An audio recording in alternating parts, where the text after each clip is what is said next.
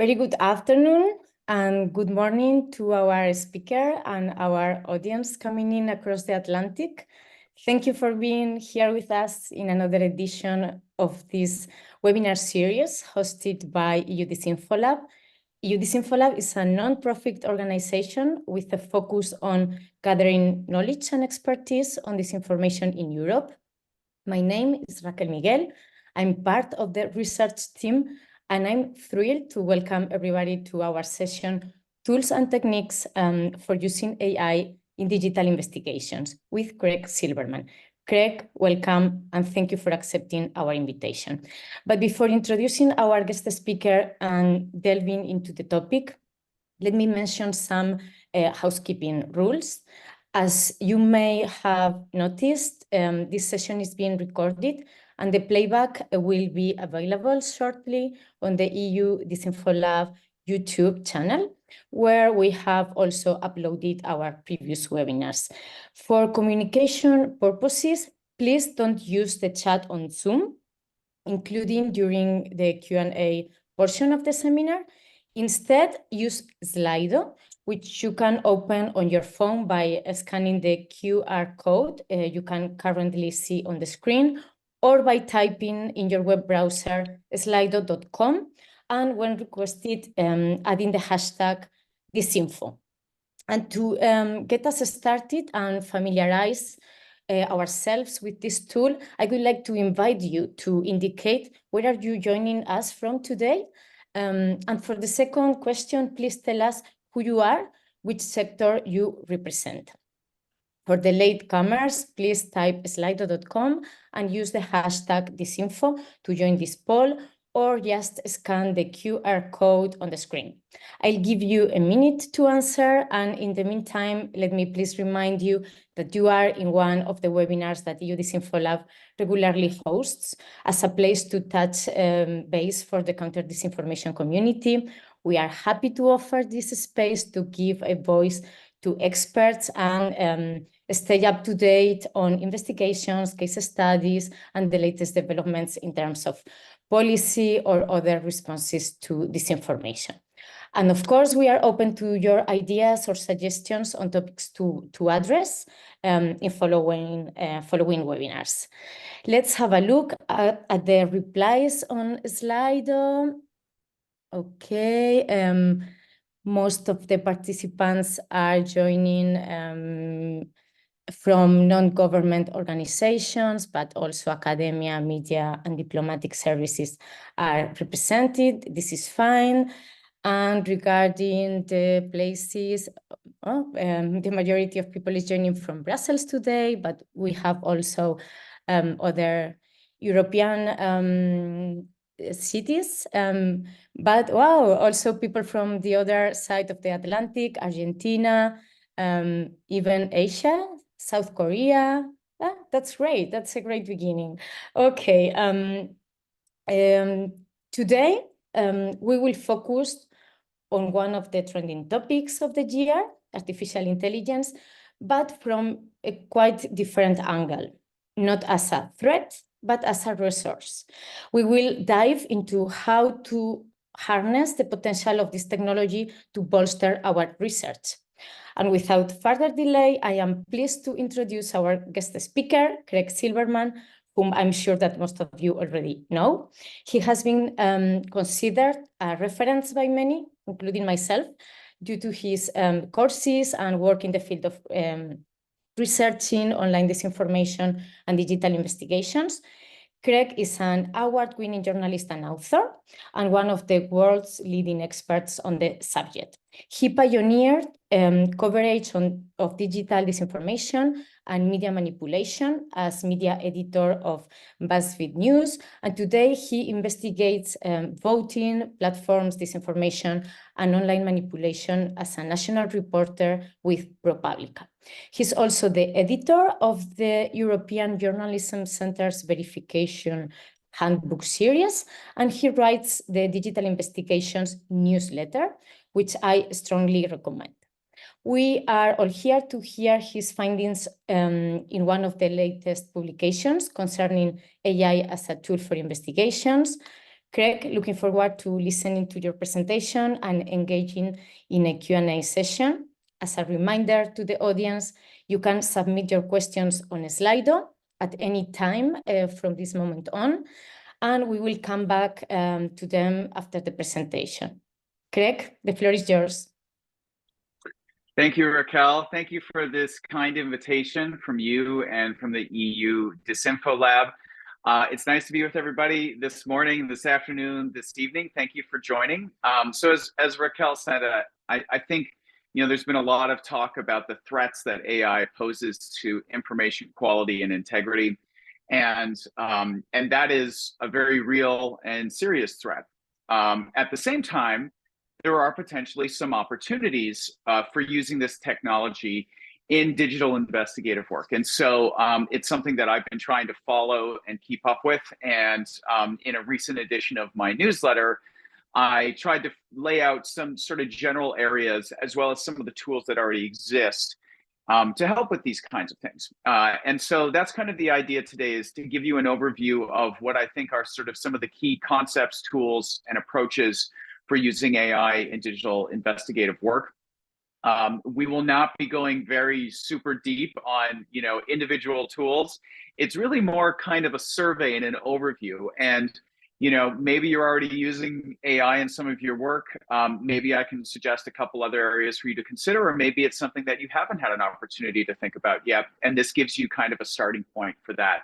So I'm going to, give a presentation for about 30 minutes or so, and then, excited to have a discussion and take your questions. So let me share my screen and we will dive into it. And obviously this is being recorded, so it's available to you later if you want to review any of the material as well. So here's what we're going to talk about. First of all, anytime I do any kind of a workshop or a talk, I always like to sort of set things out of like, well, what are the fundamentals that we should be thinking of as we investigate an easily manipulated digital environment, which is the one we're all living in.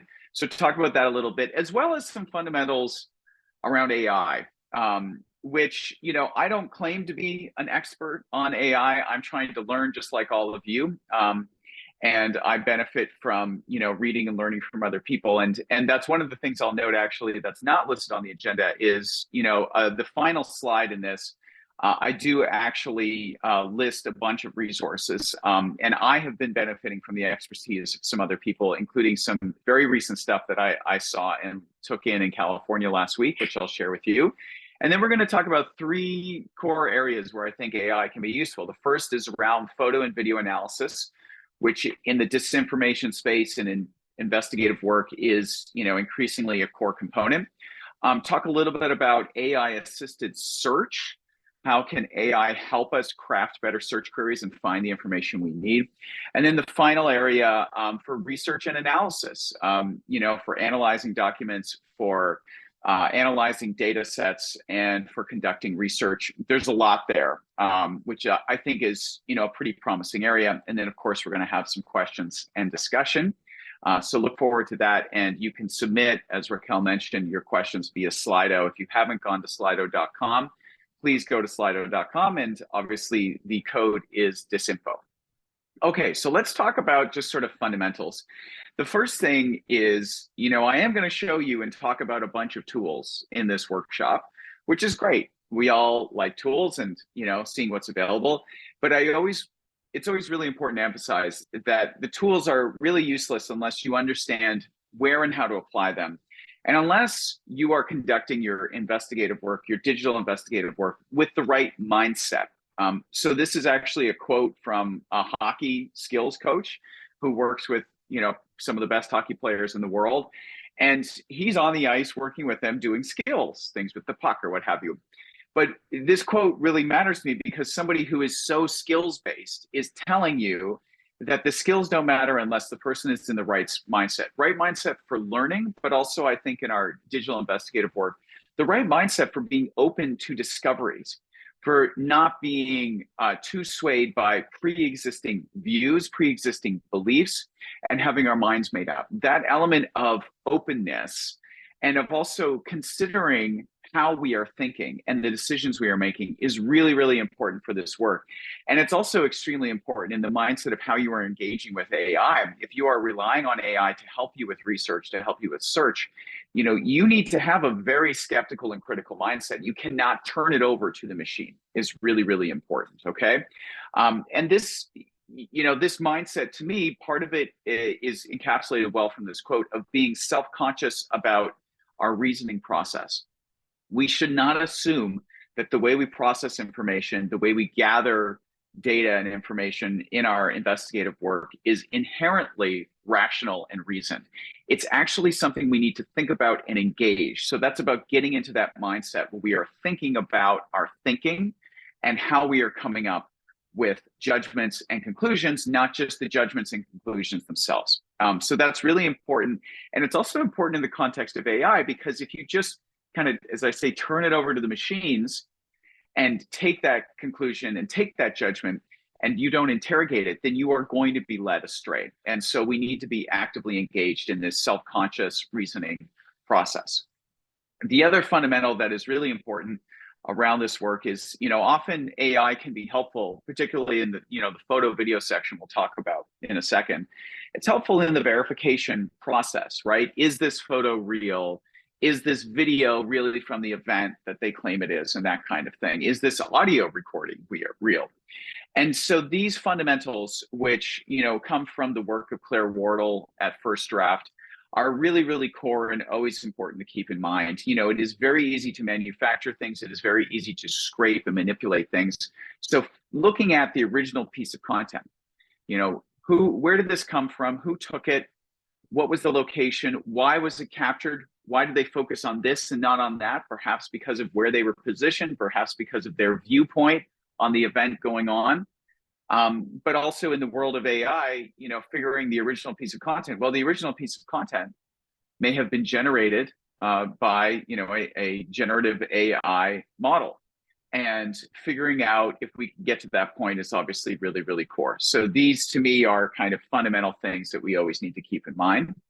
And then I think the other one that's really important as we're dealing with AI is, AI is a blanket term. It's a term that academics made up many, many years ago to sort of, make their discipline sound a little more appealing and a little sexier. And it is being abused and misused so much now. But understand there are different components, different things that can be considered AI. Machine learning, which we're going to talk a little bit about, of gathering a corpus, a data set, and then training a model on that to be able to identify, things like that are in that data set. So maybe you have a whole bunch of series of photos of cats and dogs, and you want to create a model to identify whether a photo is showing a cat or a dog. That's a sort of more simplified approach that has been used, quite frankly, by investigators in newsrooms for some time, which we'll show, but you can kind of supercharge it now. There are things like deep learning, which is doing things like that, but at a massive scale. There's a scale element of this that's really important. Large language models where where it sort of mimics human speech and human interpretation. It is not a human brain. AI is not a human brain, but it can mimic, human patterns and human behaviors. And of course, generative adversarial networks used to generate things like human faces and things like that. So there are lots of different types of AI, and we should understand that. And when we can be precise about our language. And then the other thing that's really, really important, especially around the hype cycle, is that AI is an industry. I mean, there are very big companies. All the big tech companies in the world are now pitching all their AI tools and things like that. And we should understand that AI itself can be a good topic for investigation. So keep that in mind. And I'm actually going to recommend, there's an amazing program that's starting up from the Pulitzer Center, which is open to people all around the world. It's free online training around investigating AI, but just understanding AI. I'm going to highlight that for you because I really encourage people to sign up. I saw a sneak peek of this over the weekend, and it's really great for journalists, investigators of all stripes, anybody trying to understand this world. And leading into that, this is actually, they allowed me to use a little bit of their materials So you're actually among the first people to kind of see this stuff. So it is called the AI Spotlight Series. It is being launched by the Pulitzer Center in the US. You know, I've got the link there on the bottom. If you just go to pulitzercenter.org, you'll be able to find it. It's free training, and they've actually done the great thing where they've got different workshops at different time zones. So if you are in Asia, if you are in, you know, Eastern Europe, Western Europe, what have you, there's going to be different workshops in different time zones where you don't have to stay up late at night. So here's one of the things that the great folks doing this talked about, which is, you know, understanding the different risk profiles of doing different things with AI. So when you are dealing with, you know, an audience-facing final product, and you need to have high accuracy, this is the top right quadrant here, that is a very high risk area to kind of let AI run wild and do it for you. Whereas if you are sort of working internally facing, doing your own research, and where you have an opportunity to interrogate it and verify it, so low accuracy results or lower accuracy results are okay, that is a lower risk, sweeter spot to deal with. And we're going to talk about stuff that falls into that. And so I think this framework is really helpful of thinking about that.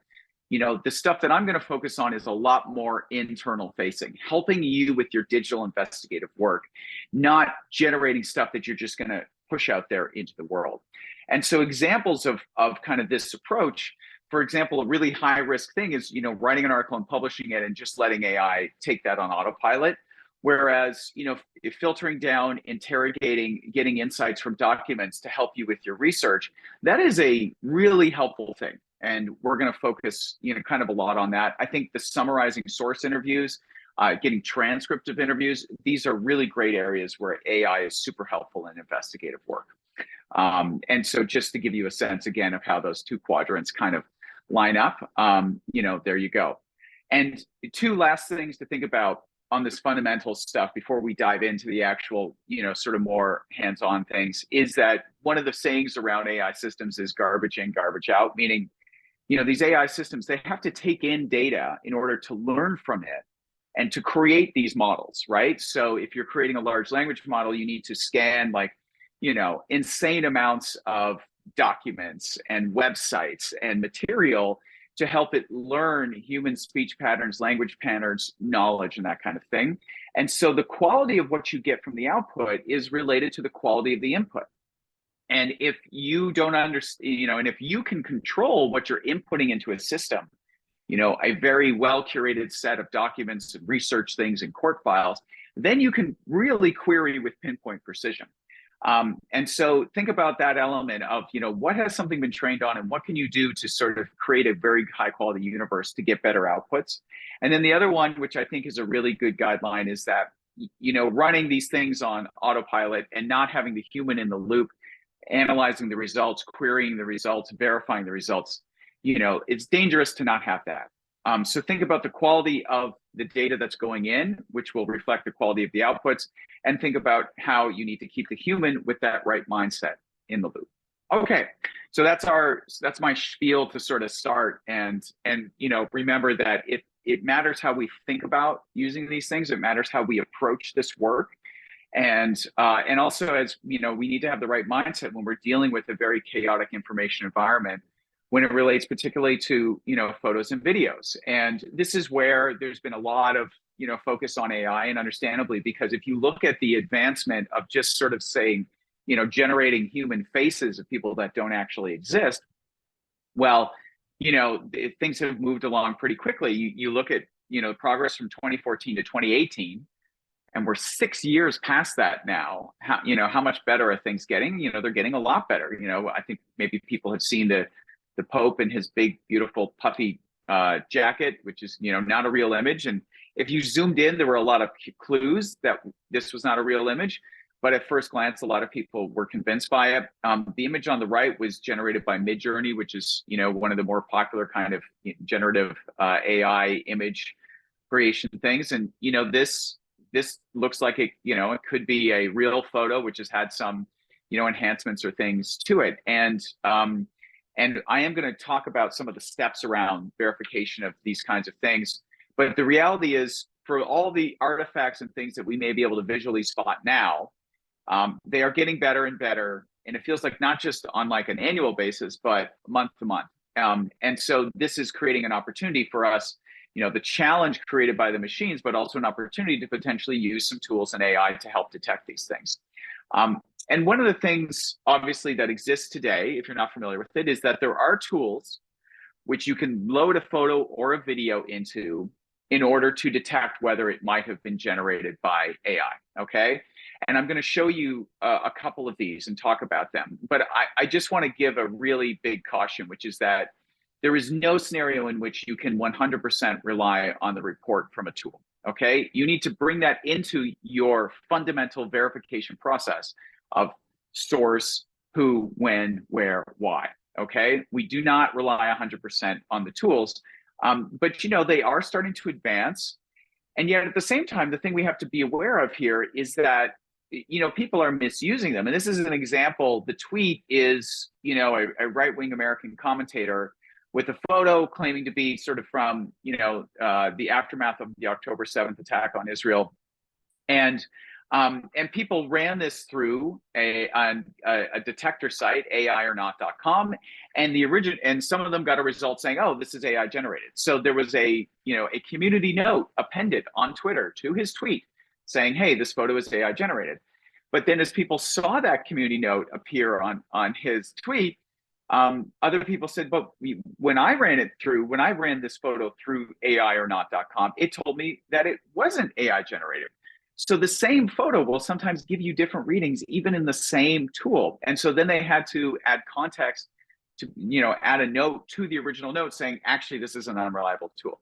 And so, it's a caution here. We do not want to rely 100% on these tools, but we need to understand how they could potentially give us a useful signal of maybe it is, maybe it isn't. There are a bunch of these out there. And I list a bunch of them in my recent newsletter, which is available on the URL that I mentioned on the very first slide there. And so, they range in quality. And the thing that I would just underline for you is, yes, it's useful and you could run stuff through this, but you can't totally rely on it. And second is that, the problem is we don't really know how they have been trained. And so one of the things to keep in mind is that different tools may do a good job, say like, well, one of them can really do a good job, spotting an image generated by Midjourney. But when it's an image generated by a different model, it does a poor job. And so it's hard for us to know necessarily which one of these readings is better. And because there are increasingly a number amount of generative AI models, different detection tools are going to be good or bad depending on which model, which is why, again, it's not 100% reliability. This is one called Deepware.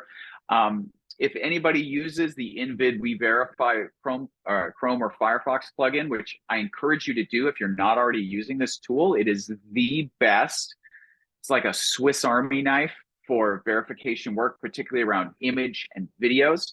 They have been consistently adding new features in their advanced tools, which you can get for free if you just install it, and you'll see there's an option there to click on advanced tools in the upper right and request access. So they now have been working on an early stage synthetic image detection tool. So that's one. They also have a deepfake detection tool. So, has it been manipulated to, put someone's face on, someone else's body or what have you?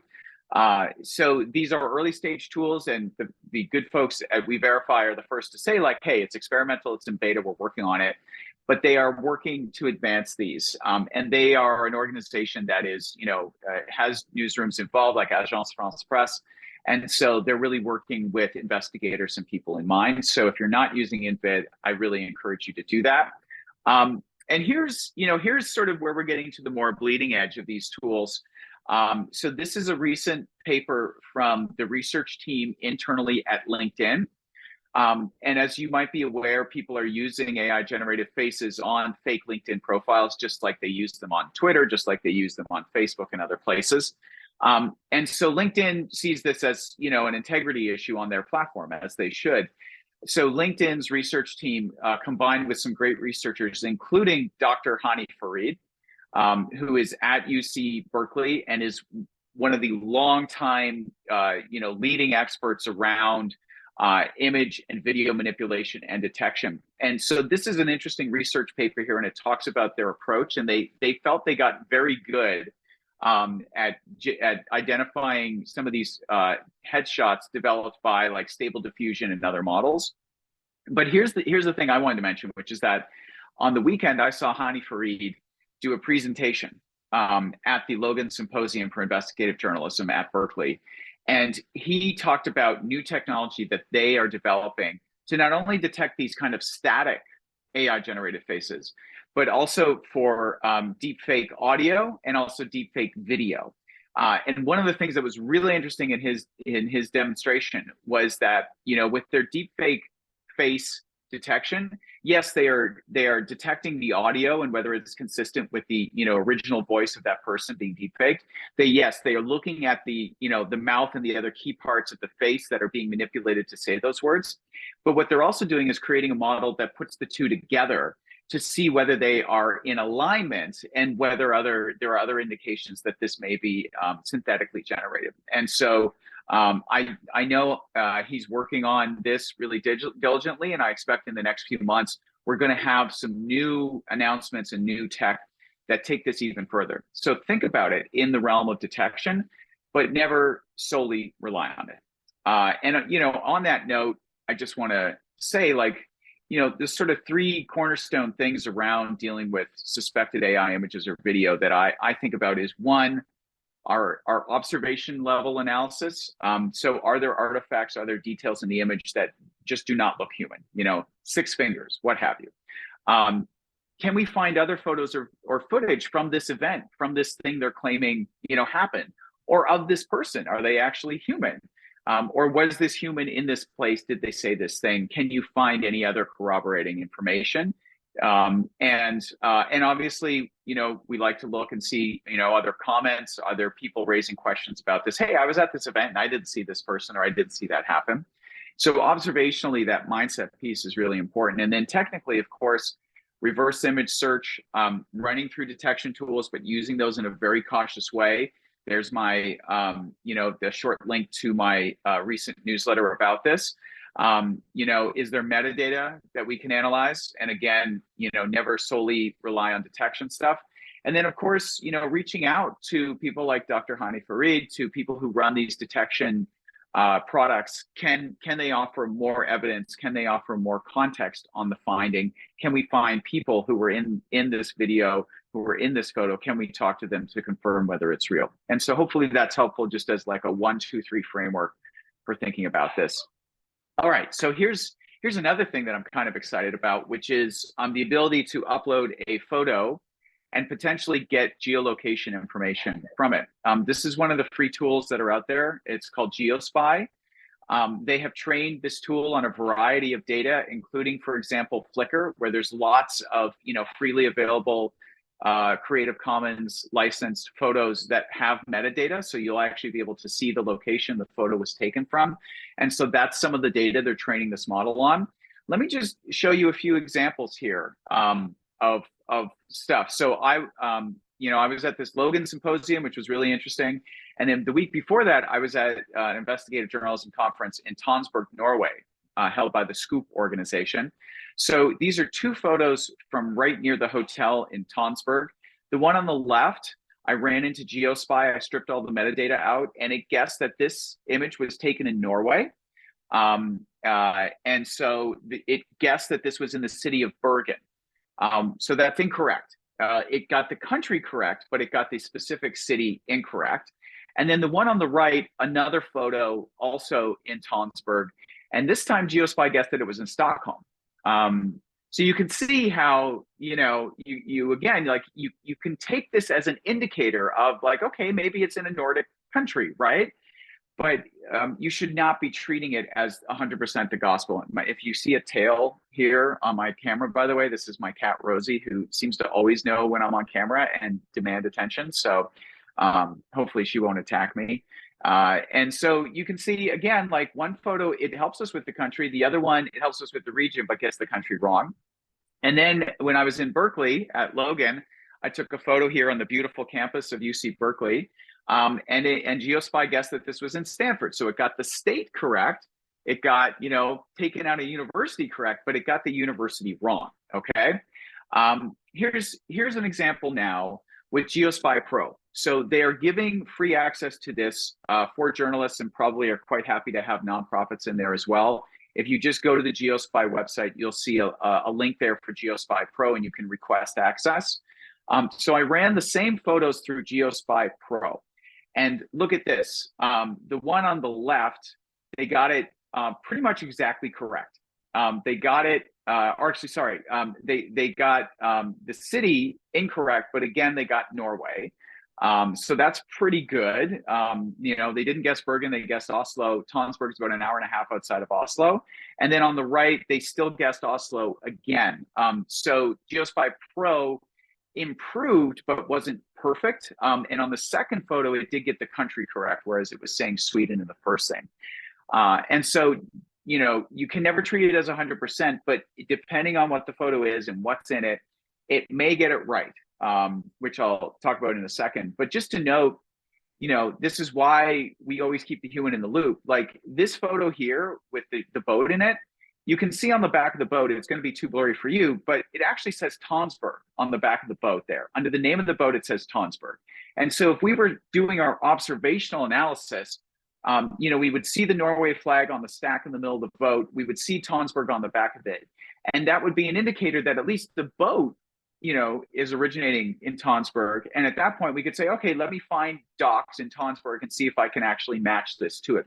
So observationally, we would have done a better job very quickly than GeoSpy or any tools on this, okay? So it's check one for humans. But here's what it did with the Berkeley photo. I was really impressed by this. It nailed it. It got it 100%. So they said that it was at Sather Tower in Berkeley, California. And right behind me when I took this photo was Sather Tower. So it nailed it. And that's pretty impressive, I think. So can't always treat it as 100%, but as an indicator of, hey, maybe it's in this country, maybe it's in this location, really helpful kind of thing. InVid also has what they call a geolocalizer tool. So you can point to an image and see if InVid can help guess it. So that's great that they're working on that as well. And if you've ever played around with facial recognition, you know that some of these tools like PimEyes and FaceCheck ID are scary good. So if you have a photo of someone, you're trying to figure out who that person is or find more photos of that person, these tools, which are pretty much, all the good ones are pretty much paid at this point, although Yandex reverse image search is pretty good with facial recognition. And the caution I have is, of course, they're not 100%, but also remember that the photos you upload, if they're really sensitive, in spite of what the privacy policies may say, like you need to be aware that you may be contributing that photo to the training data, okay? All right, so that's the image part of it. Let's go on to search, and then we'll finish up with the research area, which I think is pretty fun. On search, I have a very simple pointer for you, which is pay attention to the work that Hank Van Ness is doing.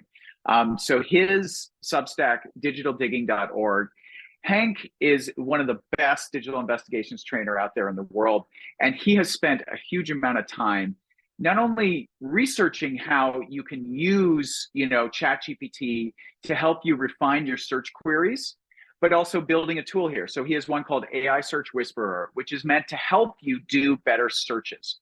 And to be clear here, the idea, again, is to think about how you craft the search for Google or Bing or a search engine to get the information you want.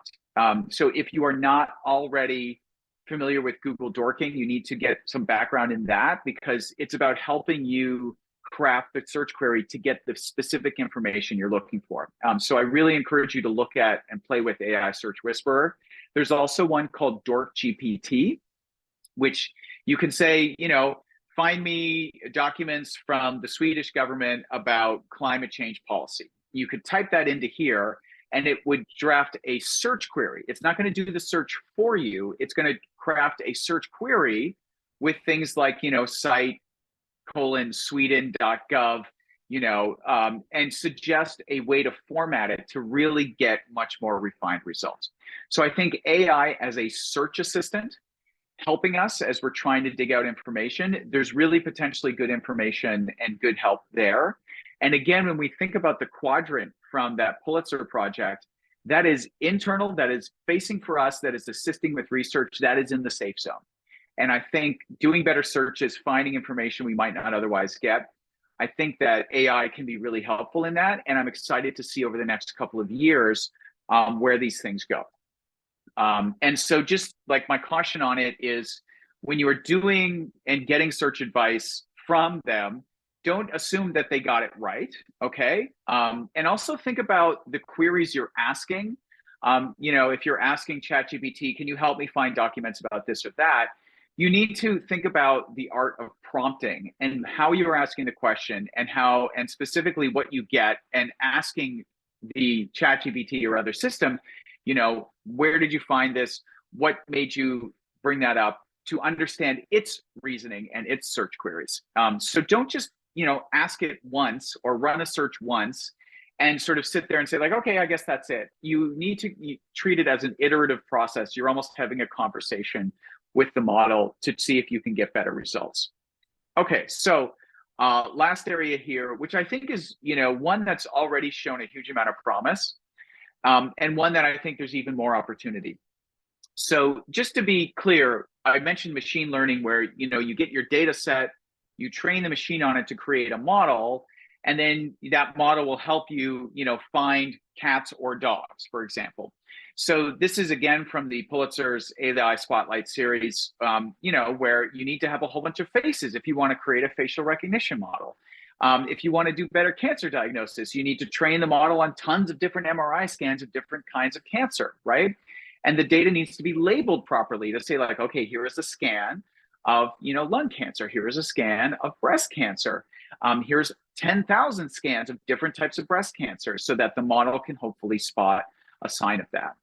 And so this is an opportunity for journalism and for investigations, where if you build up your own data set, then you can train a model on that. And that's an exciting use of AI. And it's already led to some great work. So like, for example, there's this recent New York Times story where, you know, they read about these massive bombs that Israel was dropping in Gaza. And, you know, they were able to gather a whole bunch of satellite imagery, including verified incidents of these 2,000-pound bombs being dropped. And then they gathered all of those, you know, verified times when these bombs were dropped and what those craters looked like, and trained a model to be able to spot more of those craters, which they then used to scan a whole bunch of different satellite image. And they were able to identify tons more examples where these bombs had likely been dropped. And they did not just automatically trust their model. They trained the model, and then they would compare what the model identified as 2,000-pound bomb craters with, you know, their own human analysis. So that's the thing that works really well, is like get verified examples of a certain type of thing, train a model on it, get results from the model, and then do your human layer on top of that. Super helpful in this world. Similar thing done by some reporters around finding illegal airstrips. So, you know, find examples of airstrips, different kinds of airstrips, illegal airstrips around the world, real, legal, and then, you know, set that loose on a particular, you know, locations that you're interested in, and you can start to find potentially, you know, more examples of this. And again, they didn't just turn it over to the model; they kept the human in the loop, and they verified and validated. And you can go out and even visit if possible, right? And then you get to know really, truly how accurate your model is. This is an example from work I did a few years ago, where we received a data set, a massive data set of posts in Facebook groups. And it was such a big data set, and some of the groups were political and some of the posts in them were political, but some of them were not. And so we actually trained a model to be able to take the big massive data and narrow it down to groups and posts that were likely to be political. And then we obviously did our sampling and our human validation to see if that was the case. And then we were able to narrow that down and refine the model even more to where we felt we could start to, you know, analyze and make some conclusions about the posts, and use that data set to then do very specific queries to find, you know, posts with like violent claims and calls to violence and that kind of thing. And this is something that newsrooms and investigators and people have been doing for a while. And it absolutely is a use of AI, and we should continue to do more of it and train our own models. The great organization in the UK, Full Fact, has been building its own databases and training its own models on, examples of inaccuracies or what have you. And this is obviously a really big area for folks like the EU DisinfoLab and others to think about all this data that we're collecting through our investigations of removed accounts, of inauthentic activity, of false claims. How do we get that data validated and then use that to potentially train models that are going to be of use? Because the platforms 100% are doing that. And I think we need, as a community of researchers, to think about how do we work together to create our own high quality data sets that could be used to train models to assist us in our work? Why should the platforms themselves be the ones who are getting so much of this data and able to do the training? Obviously, they have more resources, they have more computing resources, they have more engineers. But I think as a takeaway from this and from this section, I really hope that the community can think about how do we work together to build our own data sets and train models that are our own and not belonging to platforms where we don't have any transparency on them. Okay, last couple things, and then I'm excited to take some questions and discussion. I've collected a bunch of different AI tools here. A bunch of these do require like a pro ChatGPT subscription, but a lot of them have sort of some free versions you can test out. People are creating these custom models where you can do things like, upload web links, PDFs, and text documents and train a chatbot on them so that you can ask queries about it. There's a really cool one called Consensus, where they've got a corpus of 200 million academic papers where you can start to ask questions of that and like, hey, what's the current state of research about this or that? And my cautions remain, you can't trust it 100%, but if it can tell you things and then cite you, examples of papers, that could lead you potentially to experts and people to talk to. So there's a lot of different things. People are taking sets of documents, people are taking, academic papers, SEC filings in the US, and they're training sort of mini models on them that you can query. And journalists are doing this as well. This is a great story if you want to read this one about a journalist in the Philippines who sort of took, government and audit data and enabled people to sort of use that for doing analysis. Okay, so last thing I just wanted to show is a great free tool from Google, which is called Pinpoint. And it's free. You can sign up for it. Pinpoint is a place where you can upload a whole bunch of documents, and it does some automated kind of analysis on it to start with. So that does involve certain types of AI where, if you uploaded 100 documents about, a particular court case, as I did here, I did a test where I uploaded a bunch of documents around a court case between the Federal Trade Commission and Walmart in the US, which was the subject of some recent reporting I did. It's able to do things like extract out company names and people frequently mentioned and themes to help you navigate the documents. So it's got some great automatic features, but what it's been doing is they've been integrating some new generative AI features, and I want to just highlight two of them for you, okay? So the first is that Google has its own kind of large language model like ChatGPT. It's called Gemini. And if you get accepted into this sort of beta for Gemini and Pinpoint, what's really cool is, you can basically have a whole bunch of documents in your collection, and then you can ask the AI models some questions about it. So let me show you an example of this. So like, as I mentioned, these documents in here are from a court case where the FTC is saying that Walmart allowed huge amounts of fraud to take place in its financial services businesses. And so I uploaded a ton of court documents. And one of the first question I asked Gemini was, what does the FTC say is the fraud rate in Walmart stores for MoneyGram money transfers? And so it actually gave me a correct answer. It was able to scan through the documents and say that the FTC alleges that certain locations had fraud rates above 25%, 50%, or 75%. That is correct, because I've read all these documents and I know that that is absolutely cited in there. And then I knew also that the documents in certain points cite out specific Walmart stores and locations, at least 4 of them, that the FTC found to have really big problems with fraud. So I decided to ask Gemini which Walmart stores had the highest fraud rates. And unfortunately, the model wasn't able to extract that. Now, I'm not going to totally blame the model, because like I could re-ask this question in a whole bunch of ways and probably eventually get the right answer. But it just goes to show you, the information I know is in there, but I wasn't able to get that information from the model. And I might have need to ask the question a whole bunch of different ways to get it. Another one is really cool, is like if you open a specific document, and this one has a whole bunch of tables in it of, incidents of fraud. And what you can do is, like, I know in this document, there were like hundreds and hundreds of rows of these tables showing fraudulent transactions.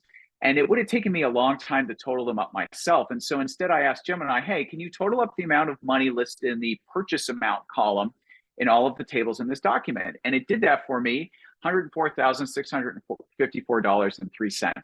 That would have taken me a long time to do. That's the kind of thing that these models tend to be pretty good at, because it's actually not a very complicated thing I asked. I also, it got one wrong on me, but it then, or wasn't able to do it. But the last one was, which number appears most frequently in the store column? So basically, if we go back here, this is me asking, hey, which Walmart store did these fraudsters hit most frequently according to this court document? And voila, I got the number there. So that's just an example of what it can do. And it also has the ability to actually extract tables and other information, which is in there, and they have a great video showing you how to do it. And so I think Pinpoint, if you're looking for a place to start, this is a really great thing for you to start playing around with, because it's got a couple of different great features integrated. And I'm just gonna, end here by reminding you that, we talked about some tools, but the mindset piece, how you approach this work, and how you interrogate the information you're getting from the AI models is really, really important. You have to keep the human in the loop and think about the quality of the data, or the lack of understanding you have about the data that was used to train the model, and that will help you a lot. So at the very end here, I have some resources, which, to this training from the AI Spotlight series, as well as a couple other free training things that are ongoing right now that you can sign in and get materials from, and some articles that I recommend you may want to look at. So hopefully that's helpful to you. And this gave you a sense of, some of the tools and techniques and approaches that are out there that might be most useful in doing this work. And with that, we have a little bit of time for questions, and would love to get into that. Thank you so much, Craig, for sharing with us these fantastic insights and tools focused on the bright side of AI and some of the opportunities and promises it holds for us. Let's hope this can inspire many researchers out there to make use of this technology. And let's keep sharing your knowledge with the community. At this moment, we have around 70 people in the room, and I am eager to open the Q&A session. As a reminder, please use the QR code or type slido.com #disinfo. We have around 10 minutes for questions, so let's go to the point. I see that some questions focused on the data. So maybe we can take this one. Can different geolocation tools give different outputs based on data sets they are fed with? How to decide which one to use, which has higher level of accuracy?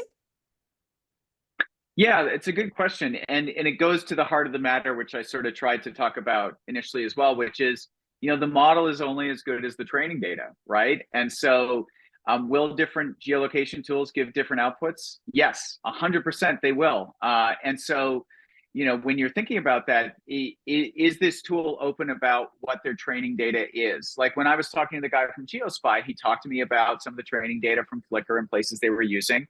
But they can't go and scrape YouTube. They can't go and scrape and use training data from training sets that are owned by other companies. And so the best model is going to be the one that has the widest spread of training data for the world. And which is the best? Honestly, at this point, I think it's too early to say which one is the best. And so you would want to try the ones that are available. There's GeoSpy. There's the one integrated into Invid. I think in my newsletter post, I list a couple others. What you may find is the type of photos that you want to test, one model seems to be better than another. And that may be the case because they've trained more data from a particular region of the world. But, it's going to depend on where the data came from, how they're training it, how often they are updating the model, and how big that corpus of data they could possibly get. If Google decided to build a geolocalizer tool, it would have all the Street View data, all the satellite data, all the Google Maps data. It could use YouTube. It could use all the data in Fact Check Explorer. So if it comes to that point, I suspect they might be able to build a really good one. But for now, try them out and treat it as an interesting signal for you to spend more of your time digging into. That maybe it got the country right, maybe it got the city right, or maybe not. So maybe an unsatisfying answer, but the premise is correct. It's as good as the training data. Mm-hmm. Another key issue is privacy, of course. And another question related to this is, do facial recognition tools pose privacy issues? How can one respect privacy laws or regulations using these tools? Do they present privacy issues? Absolutely. I don't think any of us love the idea that there are these massive databases of people's faces that they are using to do matching on. Did we give consent to that when we uploaded our photo to this site or that site? Did we consent to being added to a facial recognition model? No, I don't think we did. And I suspect that in the EU, there are probably legislators looking at that closely because they tend to take privacy more seriously than, I'm in Canada, I work for a US outlet. So there are privacy issues. It's hard to know what of your personal photos are in these models. There's the ones I showed, then there's one that's very controversial called Clearview AI, which was just mercilessly scraping the internet to grab it. And so, the caution that I gave, which I'll repeat, is that you should think about when you are uploading photos to these services, you are probably adding that photo to their data set. And so if it is a sensitive photo of you or what have you, do you really want to add that? Is it so sensitive that you wouldn't want to put this photo in their data set because, it's a really sensitive investigation and you don't want this person suddenly being identifiable? Because we don't know who else is using these services. So it's a really valid concern.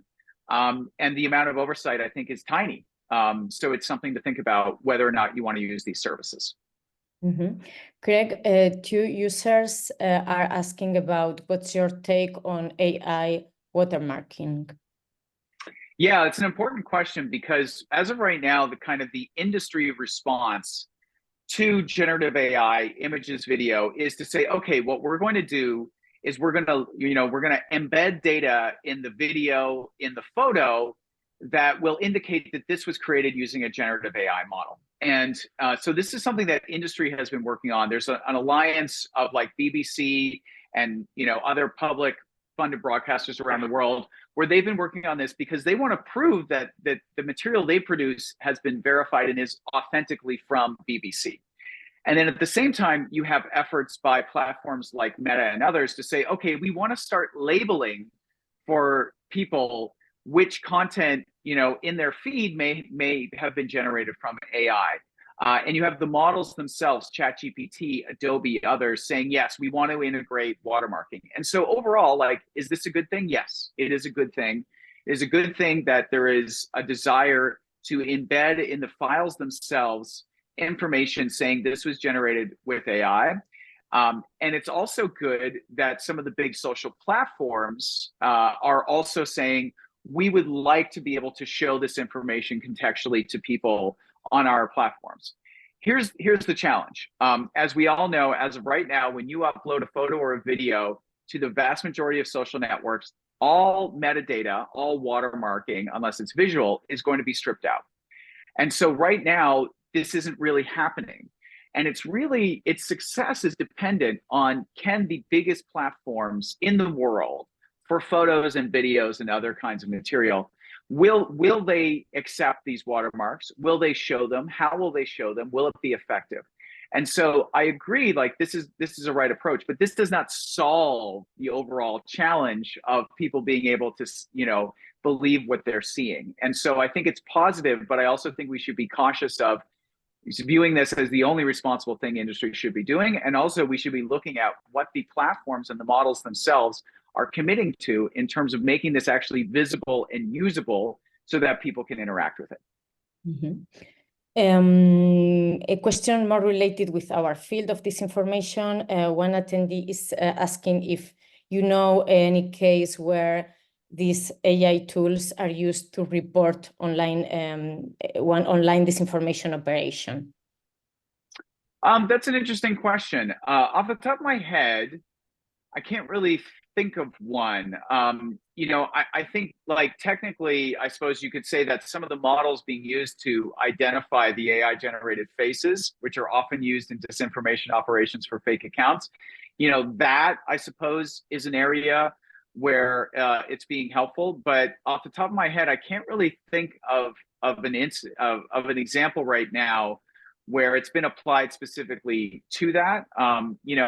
Obviously there are some tools being built and used by places like Meta to identify, oh, is this the same, false claim, or is this the same false image, and to automatically apply labels. But I can't think of an example of sort of like someone deploying it specifically to report on or expose a disinformation operation.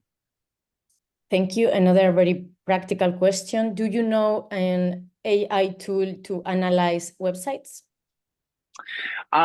Yeah, that's a good question. So again, one specifically for that doesn't come to mind for me. However, for example, ChatGPT-4, the latest model, is able to browse the web. And so, some of the early models were not able to go and retrieve information or look at a site or what have you for you. And so if you are looking to analyze a website and you have access to ChatGPT's paid service, which is I think about $20 US a month, some of the models may be able to assist you with that. So depending on what you're looking at and what you're trying to get from a website, just a simple large language model that is able to browse the web could help you with, for example, like, hey, does this website list an owner anywhere? Does this website list a company in the about page or in the copyright page? Or if it's a website with a lot of content, you could sort of ask it to read all of the content on the website, summarize it for you, or tell you if it ever talks about this or if it repeats certain phrases. Those kinds of things I think can be done through one of these LLMs, but of course, think about your prompts and how you're phrasing it. We are running out of time, but maybe we can finish with the last question. It's kind of a follow-up question related to the privacy you have already answered. Do you see current litigation focusing on copyrighted data in training data sets having an impact in the development of these tools? Yeah, I think even if the suits don't end up winning, like the New York Times is suing OpenAI and that kind of thing right now, even if they don't end up winning, what they may do is they may force these companies to really say, okay, we do need to go and do more agreements and sign more partnerships with people. And so I think the sort of private company to private company litigation may help spur them to try and do more agreements. I don't think it's going to slow them down now. I think the approach of these companies, the vast majority of which, are sort of like in Silicon Valley, is, ask permission or ask forgiveness, not permission. And so they built these models, scraping and training. And I think the legal risk to them is baked into the huge amounts of money they have raised, that they don't seem particularly worried about it, but they may try and make these agreements just to not have perhaps bad PR. The question is, will governments see any kind of reason to step in? And, that remains to be seen. But, the last point on that also is that you think about that for an independent company like OpenAI, although Microsoft is a big investor. But if you're Google, I mean, you have an insane amounts of training data that is already kind of yours because of people uploading it or what have you. And so that's not going to be a big issue for the super big platforms. It's more of an issue for the more pseudo independent companies that are trying to get training data from the wider web and other places. Thank you so much, Craig. Unfortunately, we don't have any more time for more questions, but thanks again for the presentation and for your fruitful collaboration and contribution during the Q&A. Just before wrapping up, I'd like to announce that we have a few more webinars coming up featuring top experts. In just a few weeks, we will have our next webinar on the upcoming elections and FIMI with Margot Fould-Hardy. Afterwards, the next session is going to cover TikTok propaganda and disinformation. And last but not least, we will have another webinar focused on AI, but this time looking at how this technology can impact the elections with Sophie Murphy from Logically. As you can see, very interesting proposals you cannot miss. By the way, you will have access to a rating survey at the end of the webinar in which you can suggest the topics you would like to see covered in future sessions. And remember that the recording of this webinar will be available shortly on our YouTube channel, where you can also catch up with the previous sessions. Don't forget that the registration to the EU DisinfoLab conference to be held in Riga in October is already open, and we hope to keep seeing you around. Thanks again to Craig, thanks to Maria, our support behind the scenes, and thanks again everyone who attended. Have a wonderful rest of the day and see you very soon.